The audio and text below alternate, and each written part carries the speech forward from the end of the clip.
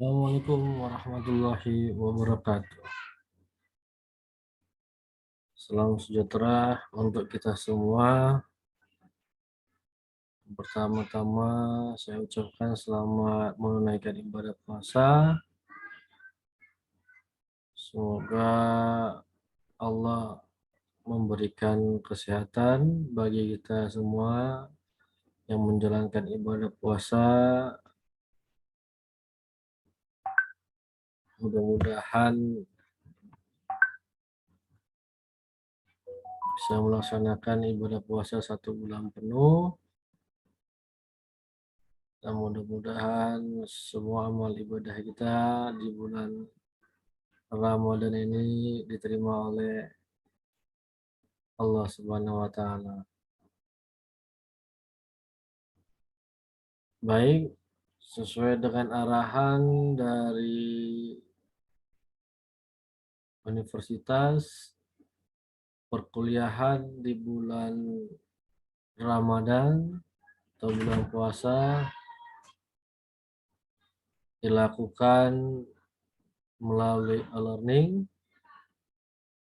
Nah, mengingat kita jadwalnya malam hari sehingga tidak memungkinkan untuk tatap maya karena pasti ada yang sedang menjalankan ibadah tarawih maupun ibadah lainnya.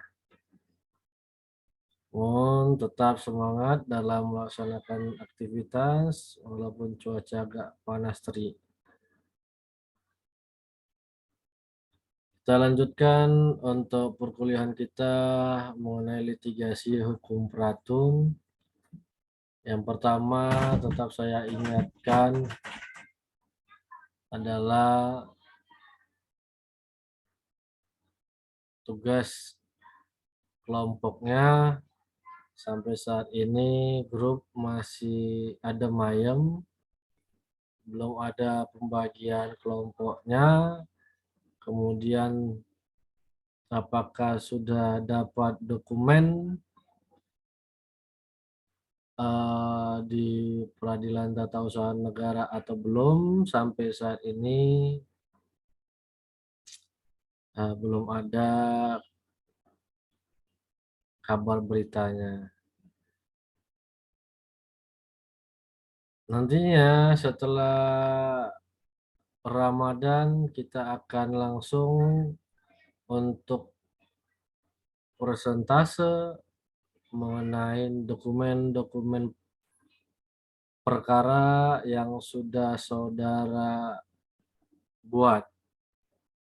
Jadi ada 4 minggu lagi untuk saudara mempersiapkan segala sesuatu dokumennya, atau lebih kurang 1 bulan lamanya sudah mempersiapkan semua dokumen-dokumen persidangannya.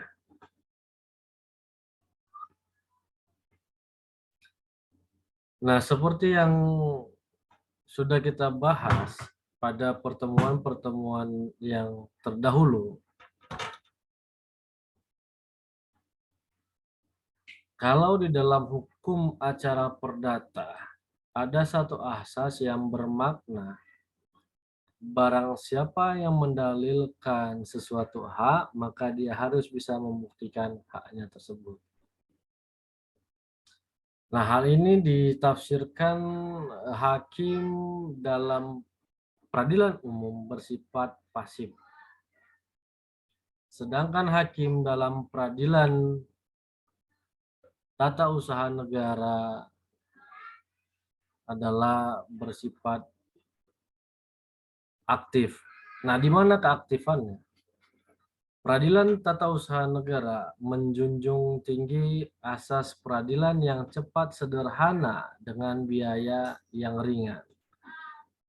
Hal ini dibuktikan dengan sebelum perkara tersebut disidangkan, Pengadilan Tata Usaha Negara melakukan pemeriksaan terlebih dahulu terhadap berkas yang dimasukkan oleh pihak penggugat. Tujuan dari pemeriksaan ini adalah untuk mematangkan perkara dengan cara memanggil penggugat untuk menyempurnakan gugatannya dan atau memanggil tergugat untuk dimintai keterangan tentang keputusan yang digugat. Tadi saya katakan kalau di perdata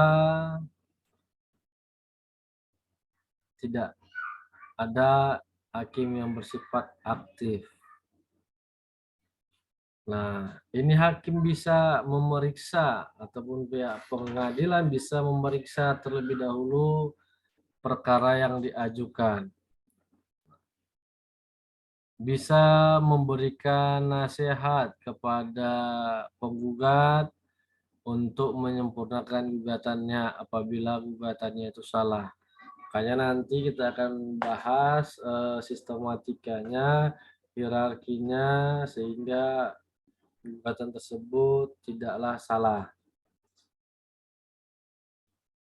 Pemeriksaan persiapan diatur dalam Pasal 63 Undang-Undang Nomor 5 Tahun 1986 yang menyatakan sebelum pemeriksaan pokok sengketa dimulai, hakim wajib mengadakan pemeriksaan persiapan untuk melengkapi gugatan yang kurang jelas.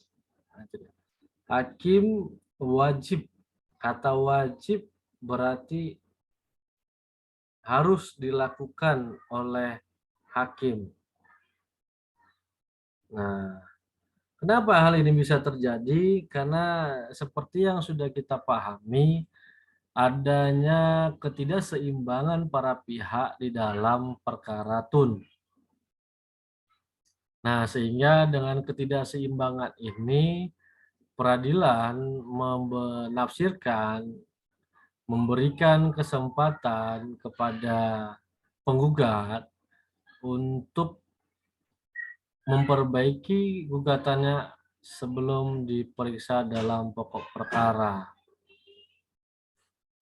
Ya, apakah itu mengenai kompetensinya, kemudian identitas para pihak, kemudian posita ataupun petitumnya. Dalam pemeriksaan persiapan, sebagaimana dimaksud tersebut, hakim wajib memberi nasihat kepada penggugat untuk memperbaiki gugatan dan melengkapinya dengan data yang diperlukan dalam jangka waktu 30 hari. Kemudian hakim dapat meminta penjelasan kepada badan atau pejabat tun yang bersangkutan mengenai objek yang dipersengketakan. Nah, ini sama juga pemeriksaan persiapan nanti ada hampir sama dengan mediasinya. Tetapi perbedaannya ini hanya memperbaiki, memeriksa dokumen-dokumennya. Apabila dalam jangka waktu 30 hari penggugat belum menyempurnakan gugatannya, maka hakim menyatakan dengan putusan bahwa gugatan tidak dapat diterima, atau yang kita kenal dengan non-valid verklaar atau NO. Terhadap putusannya tidak dapat digunakan upaya hukum, tetapi dapat diajukan gugatan baru. Nah, ketika ternyata setelah diberikan waktu kesempatan bagi penggugat untuk memperbaiki gugatannya dalam jangka waktu 30 hari, akan tetapi penggugat tidak memperbaiki gugatannya, maka hakim bisa mengambil keputusan menggugurkan gugatan penggugat dengan putusan NO. Sesungguhnya Undang-Undang Nomor 5 Tahun 1986 apabila diperhatikan secara detail, tidak mengatur tata cara atau mekanisme pemeriksaan. Karenanya, untuk memenuhi kebutuhan praktek tersebut, Mahkamah Agung Republik Indonesia telah mengeluarkan beberapa surat edaran dan juklat. Di antaranya, yang pertama ada surat edaran atau SEMA nomor 2 tahun 91 tentang petunjuk pelaksanaan beberapa ketentuan dalam Undang-Undang nomor 5 tahun 1986. Kedua, SEMA nomor 52 TD Tun garing 3 garing 1992 tentang Juklak tanggal 24 Maret 1992. Ketiga, SEMA nomor 222 tahun 1993 tentang Juklak Ketua Pengadilan Tata Usaha Negara. 4. SEMA nomor 223 tahun 93 tentang Juklak. Yang terakhir SEMA nomor 224 tahun 1993 tentang Juklak Prosedur Perlawanan. Berdasarkan berbagai surat edaran Mahkamah Agung tersebut, dapat disimpulkan bahwa hal yang paling penting di dalam pemeriksaan pendahuluan ini adalah bahwa pemeriksaan persiapan dilakukan di ruang musyawarah dalam sidang tertutup, bisa di ruang hakim dengan tanpa memakai toga. Kedua, bahwa pemeriksaan dapat dilakukan oleh hakim anggota yang ditunjuk oleh ketua majelis. Ketiga, bahwa siapapun terkait sengketa dapat didengar keterangan baik penggugat, keterangan tergugat, serta keterangan pejabat tun lainnya atau keterangan pihak ketiga yang dianggap perlu. Nah, bagaimana prosedur dari dismisal tersebut? Dalam sengketa tata usaha negara, prosedur dismisal adalah suatu proses penelitian terhadap gugatan yang masuk di petun yang dilakukan oleh ketua petun.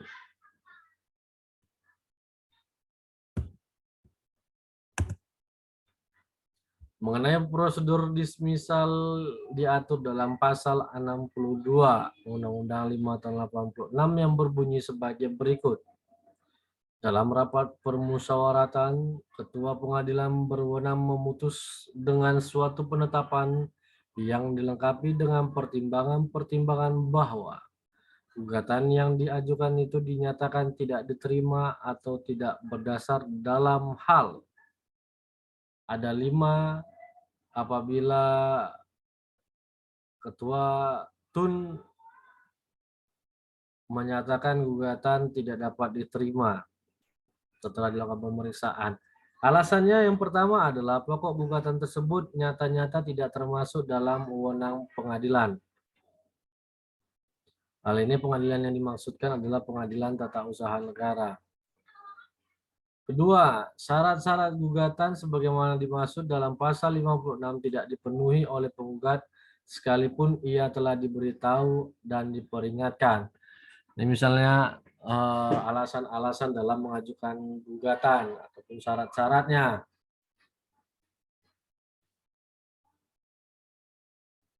Ya kan, apa itu? Ada 2 untuk alasan-alasan dalam mengajukan gugatan tun. Silakan yang bisa menjawab dan yang tercepat silakan berikan komentar di kolom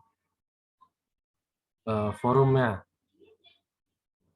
Apa alasan-alasan yang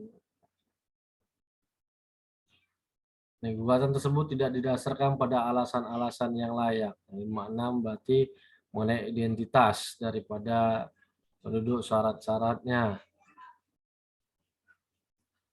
Keempat, apa yang dituntut dalam gugatan sebenarnya sudah terpenuhi oleh keputusan tata usaha negara yang digugat.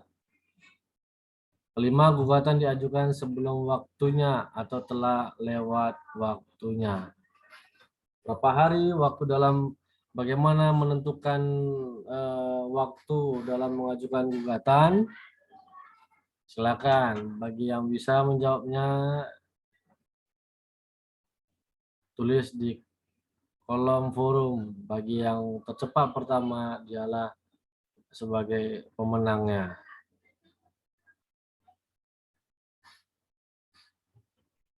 Nah, apabila ketua majelis menyatakan ataupun ketua pengadilan menyatakan gugatan tersebut NU karena 5 alasan tadi, maka penetapan tersebut diucapkan dalam rapat permusyawaratan sebelum hari persidangan ditentukan dengan memanggil kedua belah pihak untuk mendengarkannya.